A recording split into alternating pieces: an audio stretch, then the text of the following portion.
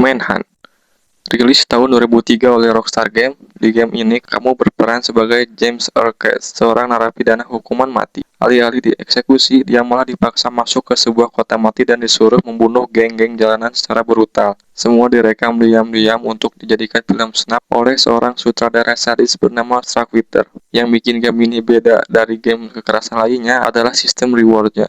Semakin brutal dan lama kamu menyiksa musuh sebelum membunuhnya, semakin tinggi juga rating eksekusi yang kamu dapat. Jadi bukan cuma soal membunuh, tapi game ini secara eksplisit mendorong pemain untuk semakin sadis. Hal ini memicu kontroversi besar. Manhunt akhirnya dilarang total di Selandia Baru. Bahkan sampai sekarang statusnya masih dilarang. Jerman juga melarang karena kekerasannya dianggap melanggar undang-undang perlindungan anak muda mereka.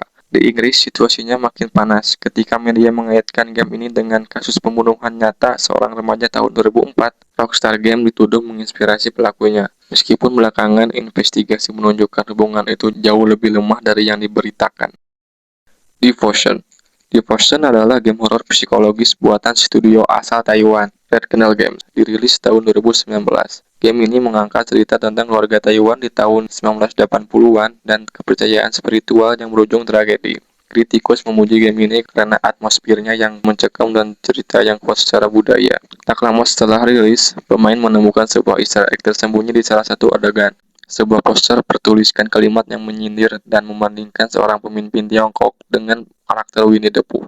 Sebuah meme yang memang sering dipakai untuk menyindir pemimpin tersebut dan sangat sensitif di Tiongkok. Begitu ini viral, reaksi dari pengguna internet Tiongkok sangat keras. Game ini langsung dihujat review negatif secara massal, dan akhirnya ditarik total dari platform Steam di wilayah Tiongkok. Bahkan setelah Red Kennel Games meminta maaf dan merilis ulang versi yang sudah menghapus Easter egg tersebut, kepercayaan publik Tiongkok sudah terlanjur hancur, dan game ini tetap tidak bisa dijual di sana sampai hari ini. Postal 2 dikembangkan oleh Running with Scissors. Postal 2 adalah game satir yang membiarkan pemain melakukan hal-hal ekstrim, dari kekerasan brutal, membakar orang hidup-hidup, sampai humor gelap yang menyindir berbagai kelompok masyarakat, mulai dari agama, ras, sampai isu sosial lainnya. Developernya sendiri terang-terangan bilang game ini dibuat untuk menguji batas apa yang boleh dan tidak boleh ada di video game. Hasilnya, banyak negara yang tidak menerima pendekatan ini. Selandia Baru melarang total game ini karena dianggap terlalu ekstrim dan tidak punya nilai artistik yang cukup untuk membenarkan tingkat kekerasannya. Swedia juga sempat melarangnya dengan alasan serupa. 6 Days in Fallujah. Game first-person shooter ini menceritakan ulang pertempuran Fallujah kedua tahun 2004 antara militer Amerika Serikat dan pemberontak di Irak. Salah satu pertempuran paling berdarah dalam Perang Irak. Awalnya diumumkan tahun 2009 oleh publisher Konami. Game ini langsung menuai kecaman keras dari berbagai kelompok hak asasi manusia dan organisasi veteran perang yang menganggap game ini terlalu cepat mengubah tragedi nyata yang menewaskan ribuan warga sipil dan tentara menjadi hiburan interaktif. Dikarenakan tekanan publik yang begitu besar, sehingga Konami pun akhirnya membatalkan total proyek ini di tahun 2009, hanya beberapa bulan setelah pengumuman. Game ini sempat menghilang selama lebih dari 1 dekade, sebelum akhirnya dihidupkan kembali oleh developer baru bernama Victora tahun 2021. Command and Conquer Generals.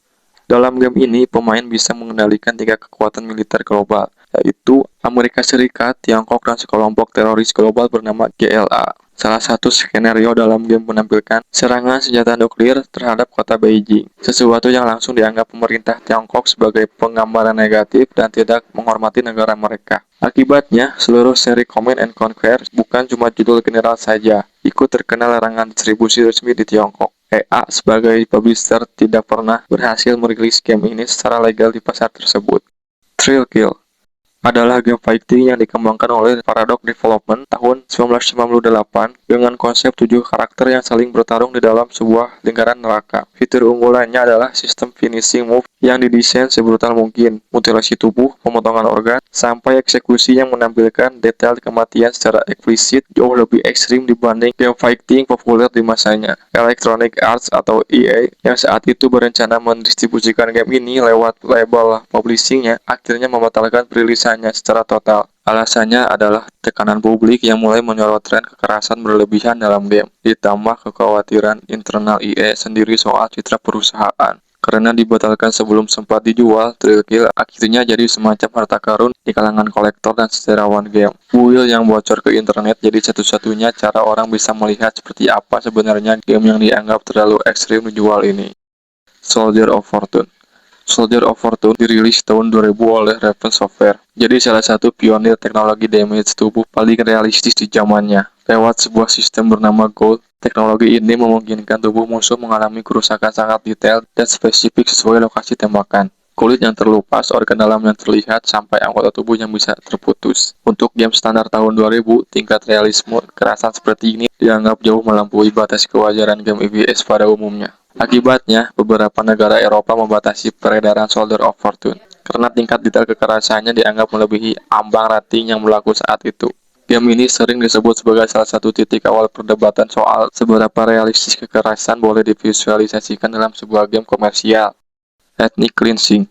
Ethnic Cleansing dirilis tahun 2002, dibuat dan distribusikan oleh kelompok supremasi kulit putih Resistance Records yang berafiliasi dengan organisasi neonazi National Alliance. Game FPS sederhana ini secara eksplisit membuat konten rasis. Pemain berperan sebagai anggota kelompok ekstremis yang menyerang kaum minoritas dalam skenario yang dirancang untuk menyebarkan ideologi kebencian. Begitu game ini muncul ke publik, kecaman datang serentak dari berbagai organisasi hak asasi manusia, media, dan pemerintah di berbagai negara. Berbagai platform distribusi langsung melarang penjualannya. Dan game ini akhirnya jadi salah satu studi kasus paling sering dikutip soal bagaimana medium game bisa disalahgunakan sebagai alat propaganda kebencian.